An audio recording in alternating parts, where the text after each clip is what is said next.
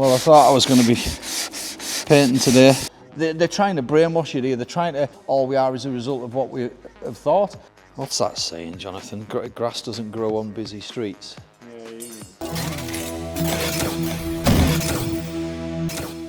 Check this out. I think they should put it on the DYNO. So I'm going to put some paint on today. There's a couple of reasons I'm going to repaint the roof. I need to sand this edge anyway. I've got some teeny weeny stuff going on here, so I want to put some filler in that. I've got a low spot in here.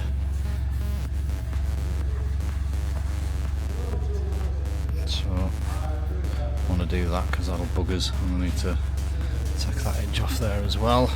On this side, this bottom bit, similar sort of carry on. There's a little bit of a low spot and I just don't like the way it's coming into this. Because this is all Bond now, I've tiger sealed that whole corner in.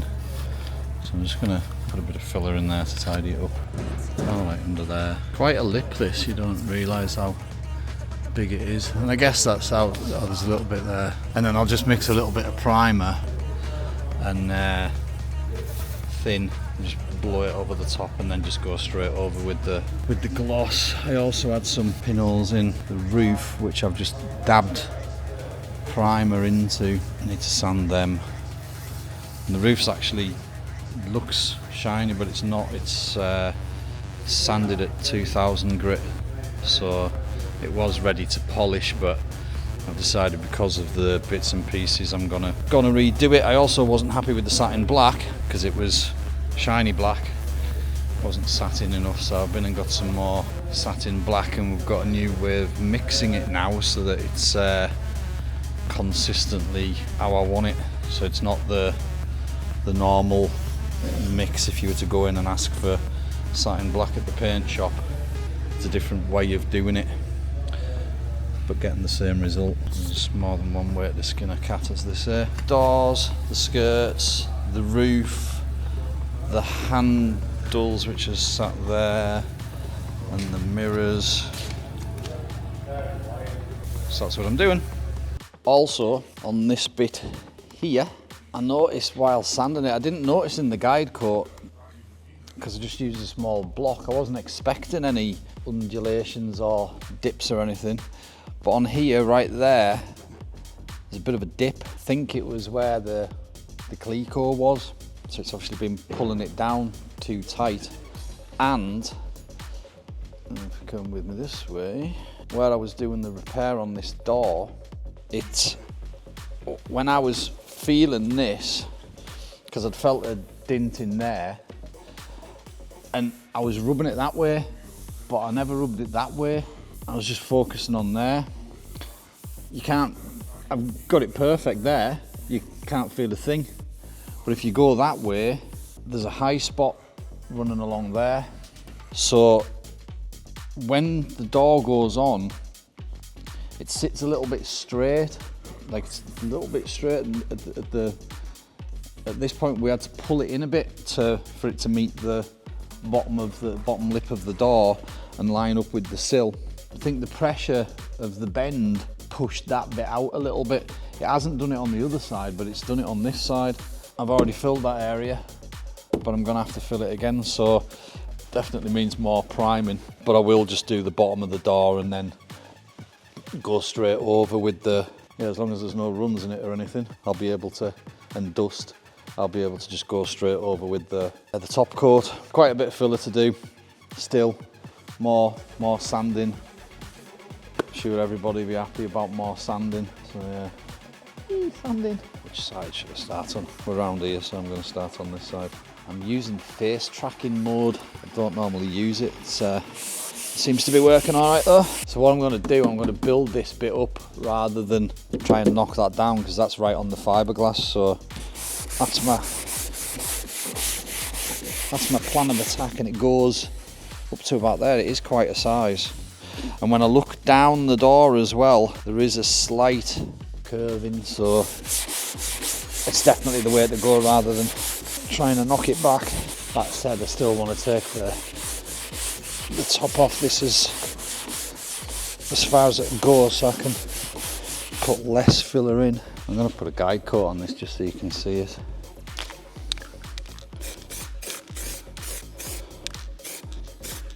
I mean, it's a pain in the ass, but it's important that I do this because this is every day. I'm going to get in the car and I'm going to see it. Once that gloss is on, I'll see it and I'll know it's there and it'll do me head in. I don't know how I didn't see it or feel it when I was rubbing it, but when I was rubbing the primer, I think I was maybe just concentrating on this line more and all those bits of primer that I'd poked into the holes. Just shows you how thick the primer goes though, because I'm hitting that with 180. Starting to get through it now. I'm staying away from the edge so I don't make a sharp edge on it. So that block hasn't even touched that anywhere near. It's sort of scratched it a little bit there. So I'm coming down to the crest of that now. And I have checked the rest of it. It is alright everywhere else. So there we go. So I'm just going to key that area up with a bit of 80 grit now so that the filler's got something to stick to, get a hold of. And block that little area back there a little bit, just take that surface back so that's not so deep.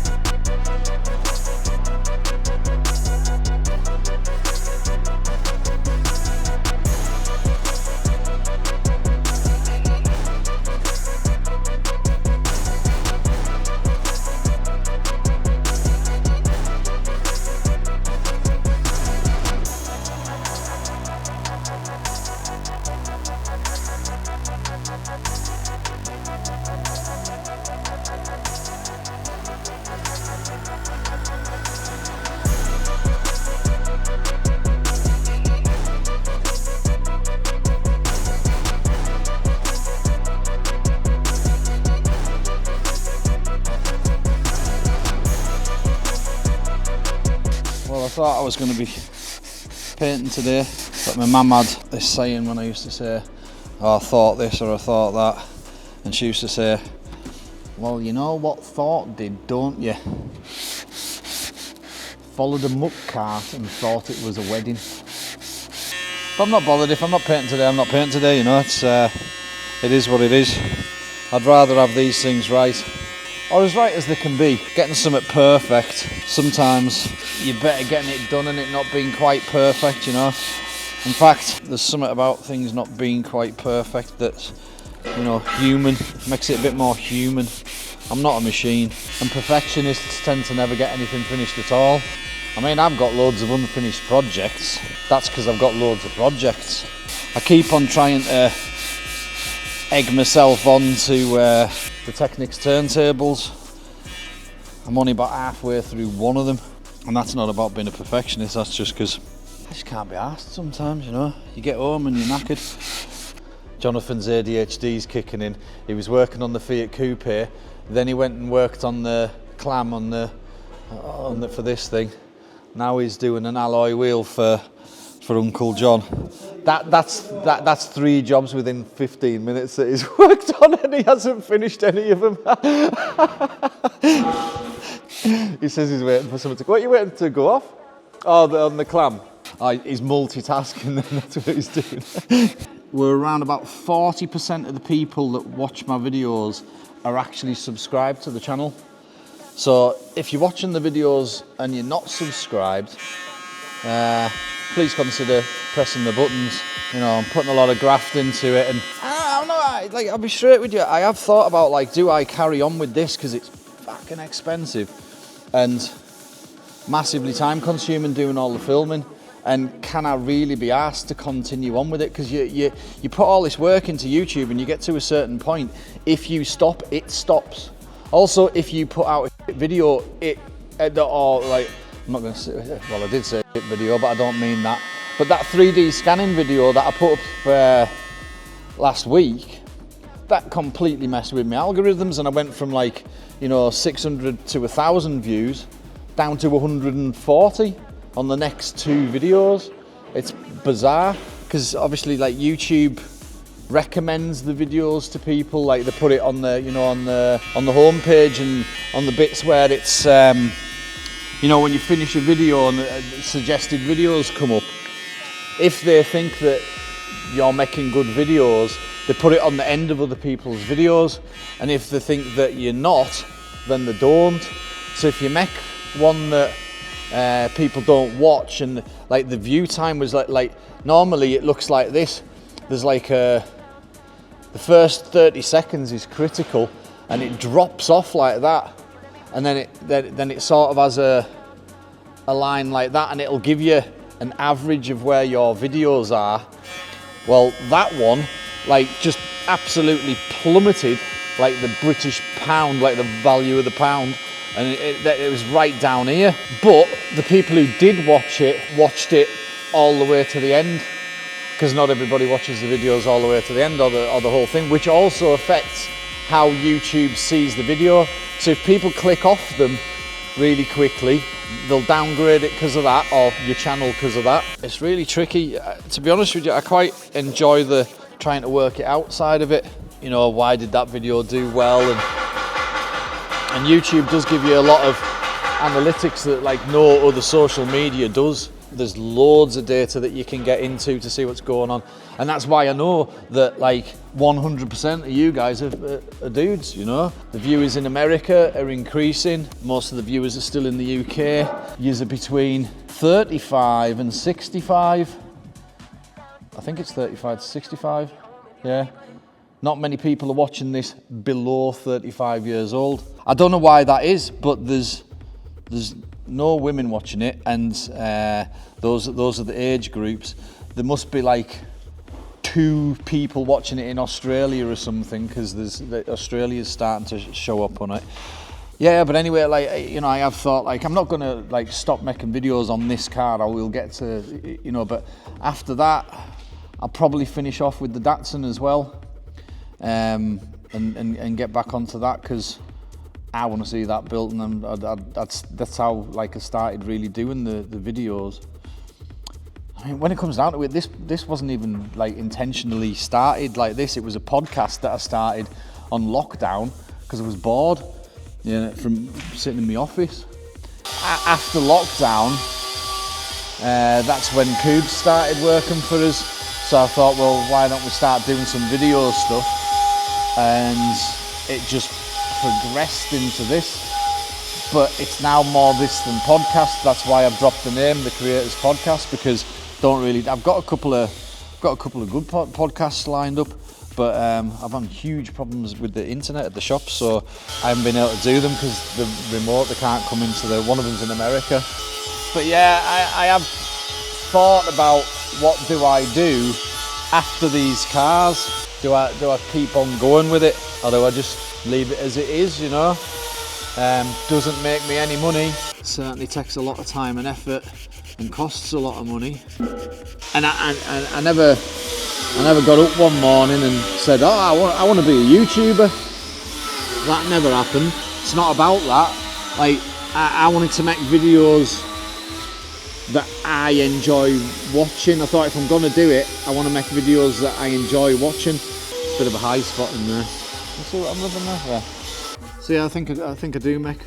I'm happy with that. I'm happy with the videos that I make. I do enjoy watching them. I sit in the bath and watch them because I don't think there's anything weird about that at all. When I go home, my back is absolutely busting.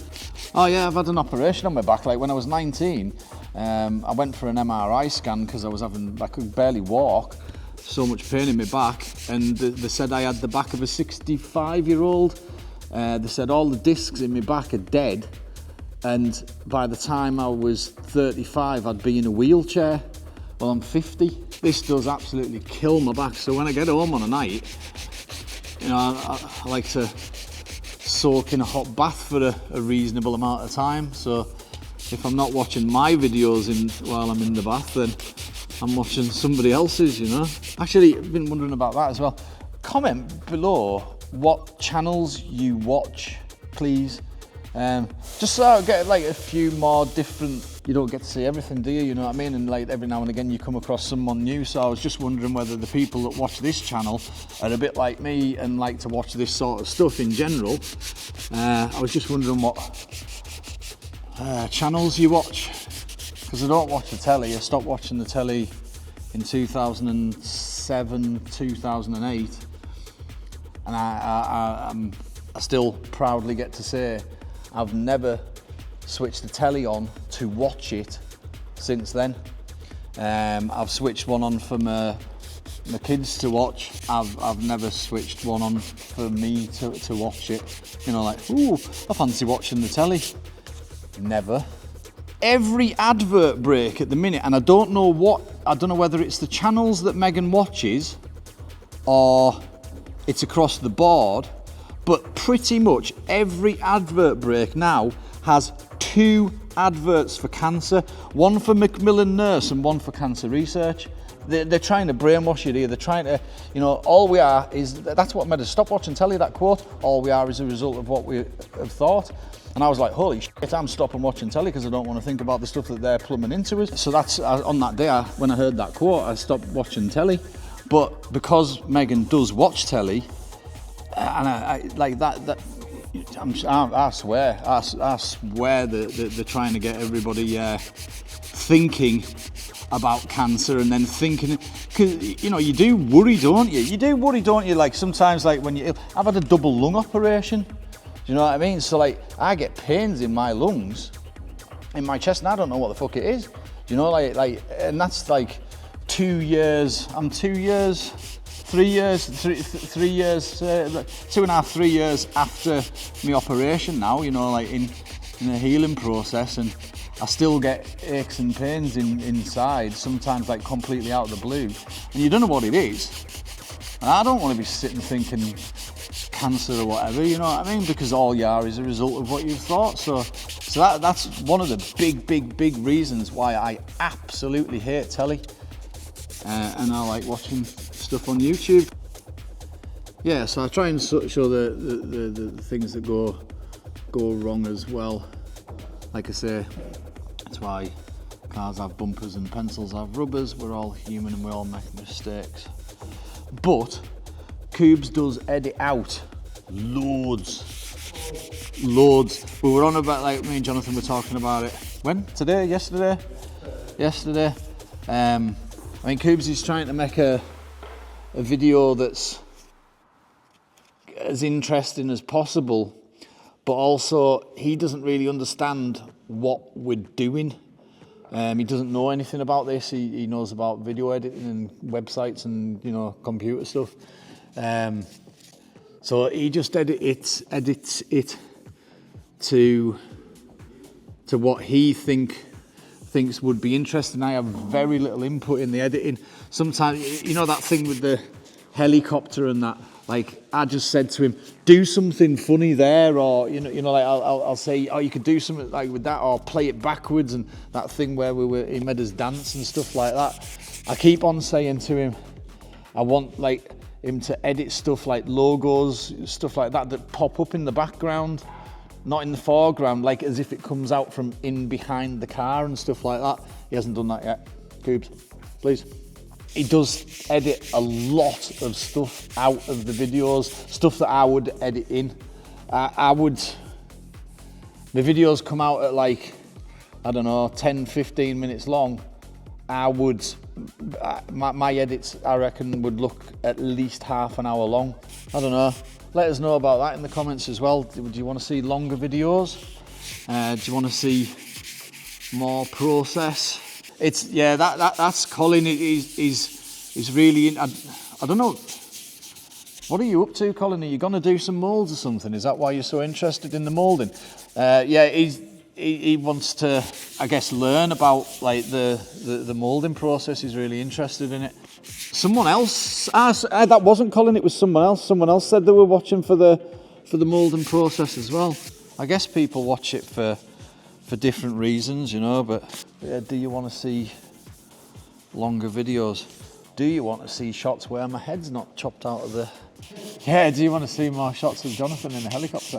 Do you want to see some footage of Jonathan flying his helicopter? Because he's got like loads of helicopters over there, and he's got like stunt helicopters. Now he claims that he can do all this stunt shit where they fly upside down and that. I've never seen him do it though, especially on camera. Okay, that's us sorted under there. I'm the happiest I've been with it. It's still not absolutely perfect, but it's as good as it's getting. That's what I was on about, trying not to be too much of a perfectionist. That dent's filled. Well, it wasn't a dent, it was a depression. It can't have been a dent because you can't dent fiberglass. This transition here is now lovely. Up here, loads better. And, up here loads better, unlike my filming. That bit along there still has a couple of little ripples in it, but like I say, I'm gonna have to learn how to put tiger seal in better. And whoever buys one of these kits and comes to do that, that's one of the things that I've found really tricky. If you were a window fitter, I think you'd absolutely nail that first time. Like a PVC window fitter or a bathroom fitter or something like that. I think they'd nail it first time. Again in here, I've went up along there, got some little undulations out. I think this clam is the roof is slightly longer there. I haven't cut it back as far because the gap's smaller on there. And then this, pretty happy with it, although I've got a low bit there. I've still got a bit of a kick in there. I'm going to mix some filler now and get that in there. I've got that back edge to sort out still, but it just needs knocked back. I'm about 95% with that, so I'm going to put some more filler in there now. And once that's done, that's all the filler done. Time's knocking on, so I don't know whether I'm going to get it primed. There's that much rubbing went on now, I'm going to have to properly prime it. I was just going to wet it, but there's too much filler, too much sanding now. I'll have to prime it fully. Let's go and have a look what Jonathan's doing. What's that saying, Jonathan? Grass doesn't grow on busy streets. Yeah, you need to talk. So he's starting to make the panel for under here. So this will all be waxed. Oh, it feels nice and... Don't play with it. I was just checking to see quality of your waxing. Yeah, that's fine brushing that on under there. Yeah. Actually, that seems to brush better because this stuff isn't as thick as the other stuff, I don't think. Doesn't seem to be quite as thick. No. That other stuff, it was like, well, I hate gloss painting, and it was way worse than gloss painting, you know, because of the drag on the brush. Well, that's brushing on fine. I don't know, will it need 2 coats, do you think? No. I don't know, like, it's, again, it's just the mould, so... Yeah, but you don't want any voids in it or anything. Yeah. Yeah, but we've got that, like, stuff now, haven't we, so we can, you know, the little fibres, the chopped stuff. More so there's no like really thin bits. Maybe just need a touch up further into that corner, just a little bit. That's went on like impressively thick though, without it. Just right up there, that's it, go right to the corner. So 1, possibly 2 coats of gel coat on there, and then the 300 gram fiberglass matting, and let that set. The gel coats, 1 or 2, let those set. The 300, let that set, and then 2 coats of 450, and that'll get us to the stage where this is at. Once we've got the whole clam to this stage, we're gonna sand it all down, just knock off the top of it just so you've got a mechanical adhesion with the resin, and then another 2 coats of 450. So ultimately that'll be 4 coats of 450 and 1 coat of 300 on everything. But we're going to get the whole thing to this stage first. That'll be a lot easier as well, because we'll just be able to attack the whole thing then, rather than messing on with the fences. This is really so that we can get, you know, our returns done properly, and then get the next layer on. Seems to be the best idea. because once we've got them all at this stage, when we come to do the next coats of 450, we'll just be able to rip right the whole thing instead of stopping and starting and stopping and starting.